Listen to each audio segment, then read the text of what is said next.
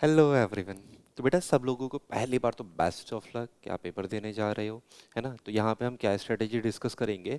हम यहाँ पे सिंपल इतना डिस्कस करेंगे कि सर जिस दिन हमारा पेपर है ना, जो हमारे हाथ में मेन पेपर होगा, है ना, हम उस पेपर को कैसे सॉल्व करें, उस पेपर में हम कैसे कैसे चीज़ें प्लान करें। क्योंकि बेटा यहाँ पे बहुत सारे स्टूडेंट की क्वेरीज भी आ रही थी कि सर उस पेपर को हम कैसे सॉल्व करें, कैसे हम जो आपके सर्कल्स फिल करेंगे वो कब करने चाहिए, क्या हम एक एक क्वेश्चन सॉल्व करते जाएं और सर्कल फिल करते जाएं, या हम पहले सारे क्वेश्चन सॉल्व कर लें और बाद में हम सर्कल फिल करें, या 5-5 के बंचेस में करते जाएं, है ना। इस तरीके के प्रॉब्लम्स आपके सारे स्टूडेंट्स के आ रहे थे।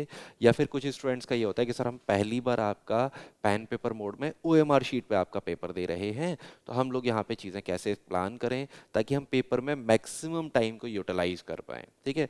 तो हम यहाँ पे वही चीज़ देखने की कोशिश करेंगे कि कैसे कैसे हमें क्वेश्चन को अटेम्प्ट करना है।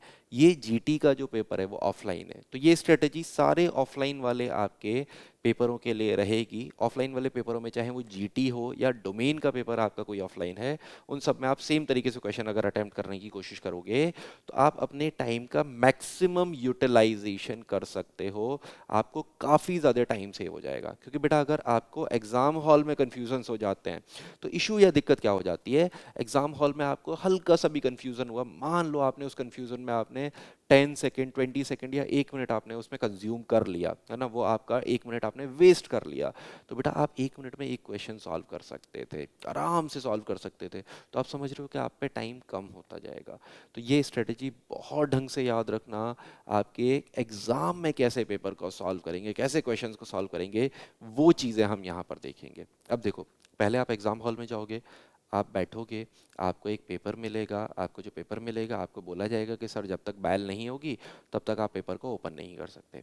उस ड्यूरेशन में आपका आपकी जो एंट्रीज या डिटेल्स वगैरह जो फिल करवाने होते हैं, सिग्नेचर्स वगैरह करवाने होते हैं, वो प्रोसेस चलता रहेगा, है ना। वो प्रोसेस चलता रहेगा। आपके पास हार्ड कॉपी है, हार्ड कॉपी है आपके पास पेपर की। अब जैसे ही आपका पेपर स्टार्ट होगा ना, अब पेपर में जो आपको क्वेश्चंस अटेम्प्ट करने हैं, तो बेटा क्वेश्चन अटेम्प्ट करने का कुछ आपका एक पैटर्न होता है, कुछ एक तरीका होता है, वैसे करेंगे। जैसे अज्यूम करके चलता हूँ कि मान लो ये वाला क्वेश्चन आपको आया, ये वाला क्वेश्चन आपके पेपर में आया कि in which of the city major city Dhyanchand sports university is established. आपने देखा, अब आपको देखने के बाद अगर आपको वो आता है तो आपने क्या किया, तुरंत उस पर आपने टिक कर लिया कि यहाँ पे ये वाला ऑप्शन है जो करेक्ट है। अगर आपको आता है तो आपने क्या किया, तुरंत टिक कर लिया कि ये वाला ऑप्शन करेक्ट है, और यहाँ पे मैंने ये क्वेश्चन पढ़ लिया, सॉल्व कर लिया। अब मैं अगला क्वेश्चन देखूंगा, है ना, अगला क्वेश्चन देखूंगा, और अगला क्वेश्चन मैंने देखा, अगला क्वेश्चन फिर मैंने अज्यूम किया कि देखो ये वाला क्वेश्चन है कि इसमें मैच करनी है चीज़ें। अब यहाँ पे देखो हम एलिमिनेशन मेथड सीखेंगे। मान लो मुझे नहीं पता कि अभिजीत बनर्जी को किस फील्ड में आपका नोबेल प्राइज़ मिला, मुझे नहीं पता कैलाश सत्यार्थी को किस फील्ड में नोबेल प्राइज़ मिला, तो मैं यहाँ क्या करूँगा, मैं यहाँ सिर्फ और सिर्फ आपके एलिमिनेशन मेथड का यूज़ करने की कोशिश करूँगा। मेरे पास जो भी नॉलेज है, हो सकता है वो बहुत कम नॉलेज हो, उससे मैं आपका डील करने की कोशिश करूंगा। चलो मैं यहाँ पे डील करके दिखाता हूँ। हमने देखा था कि सीवी रमन जो है ना, रमन इफेक्ट हमने 9th-10th तक आपके कुछ सुने हैं कि कुछ आपका फिजिक्स वगैरह से डील होता है, आपका कुछ रमन इफेक्ट। तो मैं यहाँ पे क्या टिक करने की कोशिश करूंगा कि रमन जो है वो फिजिक्स से रिलेटेड होंगे, मतलब इन्हें जो आपका नोबेल प्राइज मिला होगा वो फिजिक्स में मिला होगा। अब मैंने ये आपका लिंक कर लिया, मतलब सी ऑप्शन का फोर्थ से मैच कर रहा है, तो मैं यहाँ देखूंगा सी का फोर्थ से कौन से मैच कर रहा है, सिर्फ ये दो मैच कर रहे हैं, मतलब बाकी दोनों मेरे क्या हो गए, एलिमिनेट हो गए। मुझे ये मालूम पड़ गया कि अब ए या सी में से ही कोई ऐसा ऑप्शन है जो अगर मुझे मिल जाएगा तो उन दोनों में से ठीक हो जाएगा कोई भी, है ना। अब मुझे पता है रविंद्रनाथ टैगोर ने इंडिया का नेशनल एंथम लिखा था। रविंद्रनाथ टैगोर ने कई सारे आपके लिटरेचर में न्यूज़पेपर्स वगैरह और वो सब पब्लिश किए थे, है ना। तो मतलब कुछ मुझे आइडिया आ रहा है कि इन्होंने आपका लिटरेचर से कनेक्ट हो सकते, मुझे श्योर भी नहीं है, मुझे बस एक आइडिया आ रहा है कि हाँ लिटरेचर से कनेक्ट हो सकते हैं, क्योंकि इन्होंने इंडिया का नेशनल एंथम लिखा है। तो मतलब इनका लिटरेचर ज़्यादा स्ट्रांग रहा होगा ना, तभी तो हमने इनके लिखे हुए आपके सॉन्ग को या इनके लिखे हुए जो भी आपके आर्टिकल है उसे हमने नेशनल एंथम अज्यूम किया या अडॉप्ट किया। तो मैं टैगोर जी को कनेक्ट कर लूंगा लिटरेचर से, मतलब फोर्थ का मैं सेकंड कर लूंगा, डी का मैं सेकंड कर लूंगा। तो देखो बेटा डी का सेकंड यहाँ पे है, यहाँ पे डी का सेकंड नहीं है, बाकी दो तो एलिमिनेट हो चुके थे, तो ये वाला एलिमिनेट हो गया, ये सही हो गया, ये सही हो गया, मतलब ऑप्शन सी जो है वो सही हो गया। देखो मेरे को बाकी का पता भी नहीं है, मेरे को कोई आइडिया नहीं है, मैंने सारी चीजें सिर्फ थोड़ी थोड़ी अज्यूम करी है, मेरे को एक्चुअल भी नहीं पता।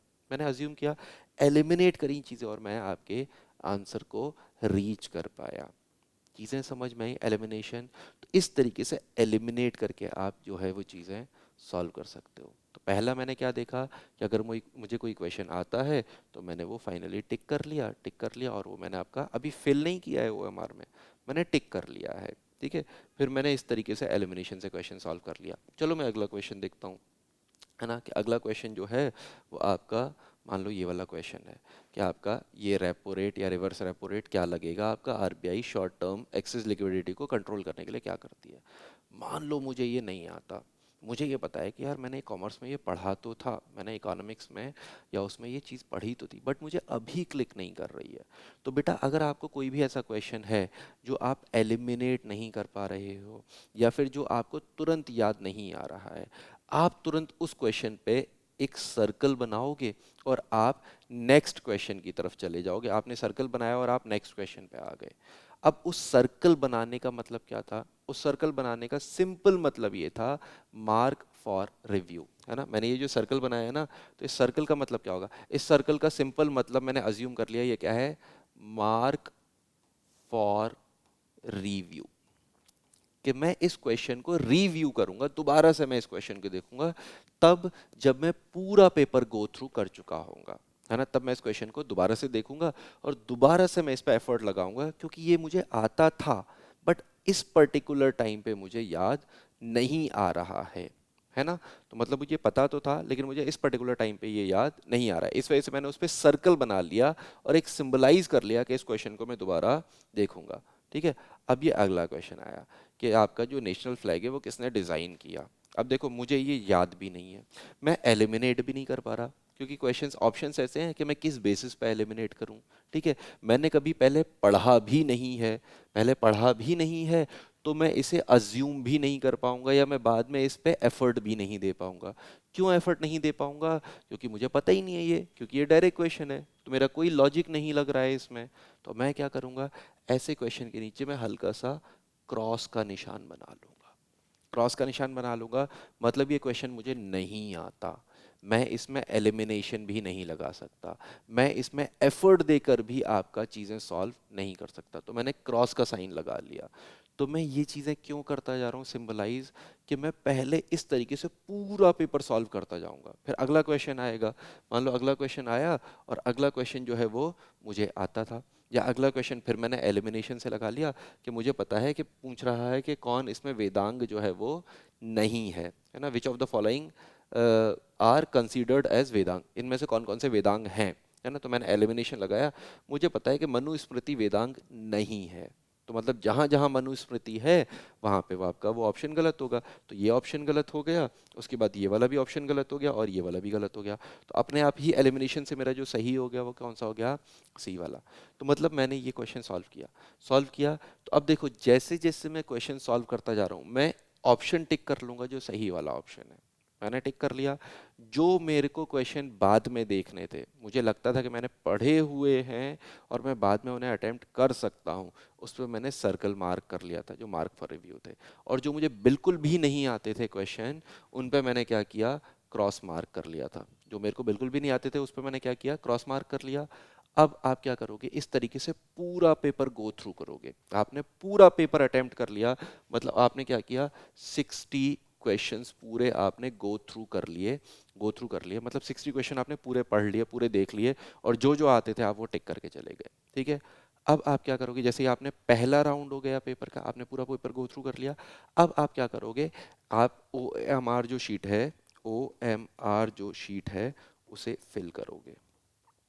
जब आप पूरा पेपर गो थ्रू कर लोगे एक बार, तब ओएमआर शीट आप फिल करना शुरू करोगे, और फिल करके जो जो आपने टिक किए थे, जैसे मेरे को पता था कि ये वाला क्वेश्चन मेरे को 100% आता है, मेरे को पता था कि ये वाला क्वेश्चन जो है वो मेरे को 100% आता है, तो मैंने ओएमआर में जो आपका सी वाला है ना, ओएमआर में ऐसे होगा ए बी सी और डी, और यहाँ पे आपके सर्कल्स बने हुए होंगे, है ना। तो आप क्या करोगे, मुझे पता है ये सी वाला है, तो मैंने सी वाले को जल्दी से फिल कर लिया। सी वाले को मैंने फिल कर लिया, पूरा सर्कल मैंने फिल कर लिया, है ना। अच्छे से सर्कल फिल करेंगे, क्योंकि सर्कल से बाहर भी चीज़ें नहीं जानी चाहिए, सर्कल से अगर बाहर चीज़ें जाएंगी तो क्या होगा, आपका जो आंसर है वो कैंसिल हो जाएगा। मैंने ये फिल कर लिया और मैंने इस पर टिक कर दिया, मैंने क्वेश्चंस पर, ये जो क्वेश्चन था जो मैंने फिल कर लिया उस पर मैंने टिक कर लिया। अब ये क्वेश्चन मुझे दोबारा देखना ही नहीं है। क्यों नहीं देखना? क्योंकि इसका जो भी ऑप्शन था वो मैंने फिल कर लिया। अगर गलत भी फिल कर लिया बेटा, और अगर मैं दोबारा देखता हूं तो मैं इसे दोबारा नहीं भर सकता। अगर मैं दो ऑप्शन भर देता हूं तो वो गलत हो जाएगा। अगर मैं इस पे कोई इरेजर यूज करता हूं, या फिर इस पे मैं अगर आपका जो वाइटनर होता है वो यूज करता हूं, तो ये आपका क्वेश्चन कैंसिल हो जाएगा, आपको मार्क्स नहीं मिलेंगे, आपको नेगेटिव मार्किंग चली जाएगी। तो जो मैंने फिल कर दिया उस पर मैंने टिक लगा दिया। टिक लगा दिया तो मतलब मुझे ये कंफर्म हो गया कि अब ये क्वेश्चन तो मुझे दोबारा नहीं देखना है। अब मैं क्या करूंगा, बाकी क्वेश्चंस भी ऐसे फिल करता जाऊंगा। ये वाला था, ये वाला भी मैंने फिल कर दिया, इसका ऑप्शन सी आया तो मैंने इसका भी सी ऑप्शन फिल कर दिया। अब मैं आया अगले क्वेश्चन पे, मैंने देखा कि मैंने अगले क्वेश्चन में मार्क फॉर रिव्यू लगाया था। अब मैं देखूंगा, अब मेरे पास टाइम है कि मैं इसे आपका ऑप्ट कर पाऊंगा। तो अब मैं देखूंगा कि हाँ बैंक में क्या होता है, और अगर मुझे लिक्विडिटी कंट्रोल करनी है तो मैं क्या कर सकता हूँ कि शायद रेपो रेट या आपका रिवर्स रेपो रेट में से कुछ होता है ना। रिवर्स रेपो रेट में क्या होता है कि जो बैंक हैं, आरबीआई बैंक से लोन ले लेता है, मतलब बैंक से पैसा ले लेता है आरबीआई अपने पास, और आरबीआई जब बैंक से अपने पास पैसा ले लेगा तो मार्केट, बैंक पे पैसा कम, बैंक पे पैसा कम तो बैंक लोन नहीं दे पाएगी, लोन नहीं दे पाएगी तो लोगों के हाथ में पैसा नहीं आएगा। तो मैंने पूरा कैलकुलेशन लगाया और मुझे लगा कि हाँ भाई रिवर्स रेपो रेट जो है वो इसका सही है, कि लिक्विडिटी कंट्रोल करनी है तो वो सही है। अब देखो वो मैंने सेग्रीगेट कर रखा था, पहले मार्क फॉर रिव्यू लगा रखा था, इस वजह से मैंने ये क्वेश्चन को दोबारा देखा, मेरा टाइम वेस्ट नहीं हुआ। मैंने सिर्फ इसी क्वेश्चन को देखा, मैंने दूसरे बाकी क्वेश्चन को नहीं देखा, है ना, क्योंकि ये मैंने मार्क फॉर रिव्यू कर रखा था। अब ये मेरे को आंसर आ गया, ये मैंने ओएमआर में फिल कर दिया, इसके इस पर भी मैंने टिक लगा दिया। ओएमआर में फिल करने के बाद इस पर भी टिक लगा दिया। मतलब टिक लगाने का मतलब क्या, मेरा ओएमआर में फिल हो गया। क्वेश्चन पे टिक लगाया, ओएमआर में फिल हो गया। क्वेश्चन पे सर्किल बनाया, मतलब मार्क फॉर रिव्यू, मैं इसे दोबारा जब मेरे पे टाइम होगा तब मैं देखूंगा। फिर आपने जो क्रॉस वाले थे, है ना, जिसमें आपके क्रॉस वाले थे, जिसमें मैंने क्रॉस लगा रखा था, उसे मतलब क्या है, ये मेरे को बिल्कुल भी नहीं आता, ये मैं थर्ड राउंड में देखूंगा अगर मेरे पास टाइम बचा तो मैं यहाँ पे थर्ड राउंड में आपका इस वाले क्वेश्चन को देखूंगा। समझ में आई आपको स्ट्रेटजी? क्या करना है, जो आते हैं वो टिक करते जाओ। जब पूरा पेपर आप ऑप्ट कर लोगे, फिर ओएमआर फिल करना शुरू कर दो, ओएमआर फिल करते जाओ, और फिल करने के बाद आप उस पे क्वेश्चन पे राइट का निशान लगाते जाओ। जो आपने मार्क फॉर रिव्यू किए थे, मतलब जिन पे आपने सर्किल बनाया था, उन क्वेश्चंस को आप देखते जाओगे, जिन पे आपने क्रॉस बनाया था उन क्वेश्चंस को आप नहीं देखोगे। ठीक है? और जब आप पूरा पेपर गो थ्रू दोबारा से कर लोगे, इन केस फिर आप पर टाइम बचता है और आपको लगता है कि इनमें मैं अज्यूम कर पाऊंगा ये वो, तब आप इन क्वेश्चंस को देखोगे, वरना जिस पे आपने क्रॉस लगा दिया उस क्वेश्चन को दोबारा देखने की ज़रूरत नहीं ही है। आप सिर्फ वो क्वेश्चन देखोगे जिस पे आपने सर्कल बनाया, मतलब मार्क फॉर रिव्यू, या फिर जो आप कंप्लीटली कर चुके हो वो वाला। तो ये एक स्ट्रेटजी समझ में आई आपको, ये चीज़ें समझ में आई कि पेपर में कैसे चीज़ों को ऑप्ट करना है, कैसे टाइम बचाना है, और वो जो आपका टाइम बचेगा, और कैसे चीज़ों को सेग्रीगेट करना है। क्योंकि मुझे मालूम पड़ जाएगा, अगर मैंने पहले ही अटेम्प्ट में ज़्यादातर आपके क्वेश्चंस को ऑप्ट कर लिया, ज़्यादातर मेरे क्वेश्चन सही हैं, तो मुझे ये वाले क्वेश्चन देखने ही नहीं है ना बेटा। क्योंकि वैसे भी मुझे 50 क्वेश्चन अटेम्प्ट करने हैं आउट ऑफ 60, तो आपकी 10 क्वेश्चन तो मैं वैसे भी छोड़ सकता हूँ। ठीक है? और जो मैंने मार्क फॉर रिव्यू किया वो मैं सेकंड राउंड में देखता जाऊंगा, थर्ड राउंड में ज़रूरत पड़ी तो मैं ये देखूंगा। इस तरीके से आप पेपर ऑप्ट करोगे। ठीक है? यहाँ तक स्ट्रेटेजी समझ में आई, सेम डे को आपको या पेपर वाले दिन आपको कैसे चीज़ें सॉल्व करनी है। अगली चीज़, एक चीज़ और बस याद रखना कि यहाँ पे मान लो आपके क्वेश्चंस जो हैं, क्वेश्चंस हैं आपके, मैं अगर आपको बोलूँ, देखो यहीं पे जाते हैं, क्वेश्चंस जो हैं आपके, मान लो आपके 60 क्वेश्चन हैं, आपने क्वेश्चन अटेम्प्ट करना शुरू किया, अटेम्प्ट करना शुरू किए, और आपने 51, 52, 53 ये सारे भी अटेम्प्ट कर दिए, आपने लगातार सारे क्वेश्चन अटेम्प्ट कर दिए, तो बेटा आपके इनिशियल जो 50 क्वेश्चन हैं, इनिशियली जो आपने 50 क्वेश्चन अटेम्प्ट किए हैं, वो वाले 50 क्वेश्चन काउंट होंगे। दोबारा से मैं आपको समझाता हूँ, आपने 1 भी किया, 2 भी किया, 3 भी किया, इस तरीके से करते करते करते करते, और आपने सारे क्वेश्चन अटेम्प्ट किए, और आपने 51, 52, 53 वे भी अटेम्प्ट कर दिए, तो आपका जो काउंट होगा वो कहाँ तक होगा, 50 तक। 50 के बाद आपके जो क्वेश्चन हैं वो काउंट नहीं होंगे। ठीक है? या फिर आपने इस तरीके से किया, आपने क्वेश्चन 1 किया, 2 नहीं किया, आपको नहीं आया, 3 नहीं आया, आपने 4 वाला क्वेश्चन किया, फिर आपने 5 वाला क्वेश्चन किया, 6 वाला आपको नहीं आया, आपने 7 वाला क्वेश्चन किया। तो इस तरीके से जो आपने क्वेश्चंस अटेम्प्ट किए हैं, 50 क्वेश्चंस जो इनिशियली अटेम्प्ट किए हैं, वो क्वेश्चन आपके काउंट होंगे। समझ में आया? तो जब हम मार्क फॉर रिव्यू वाली चीज़ में जाएंगे ना, पहला राउंड हम कर चुके होंगे, तो हम ये काउंट कर लेंगे कि हमने कितने क्वेश्चंस को अटेम्प्ट कर लिया। फिर मार्क फॉर रिव्यू जब हम फिल करते जाएंगे, मार्क फॉर रिव्यू वाले क्वेश्चन को सॉल्व करते जाओगे, साथ के साथ तुरंत आप फिल करते जाओगे, तो हमें वहाँ पे क्या हो जाएगा, हमें मालूम पड़ जाएगा कि टोटल हमने कितने क्वेश्चंस अटेम्प्ट कर लिए हैं। फिर अगर हमें रिक्वायरमेंट होती है तो हम थर्ड राउंड पे जाएंगे, रिक्वायरमेंट नहीं होती है तो हम थर्ड राउंड पे नहीं जाएंगे। ठीक है, तो आपको काउंट भी हो जाएगा कि आपने 50 क्वेश्चन ही किए हैं, क्योंकि आप एक्स्ट्रा कर दोगे और अगर आपके कमीशन ने नेगेटिव मार्किंग कर दी तो आपको फ़ायदा की जगह नुकसान हो जाएगा। ठीक है, चलो तो ये चीज़ें समझ में आई ना?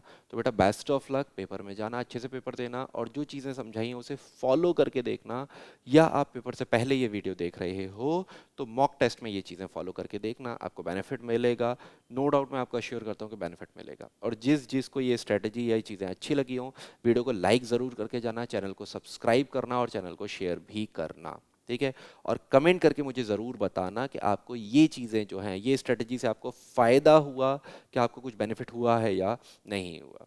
ठीक है, चलिए मिलते हैं आपसे नेक्स्ट वीडियो में।